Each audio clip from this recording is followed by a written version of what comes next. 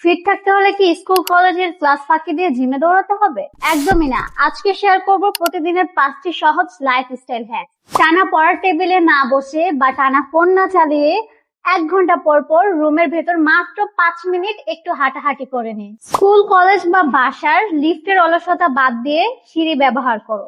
Best cardio আর leg workout হয়ে যাবে। কোনো পড়াশোনা মুখস্থ বা রিভিশনের সময় এক জায়গায় বসে না থেকে একটু ঘরের ভেতর পায়চারি করে নাও, তারপরে আবার পড়াশোনা স্টার্ট করো।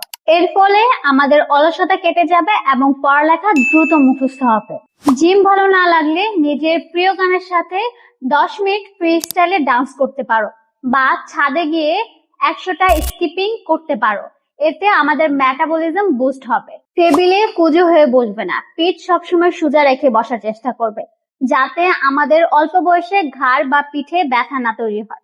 আজকে থেকে এই 5টি অভ্যাস শুরু করো আর কমেন্টে জানাও তুমি দিনে কয় ঘন্টা পড়াশোনা করো এবং ফোনের পেছনে টাইম ব্যয় করো।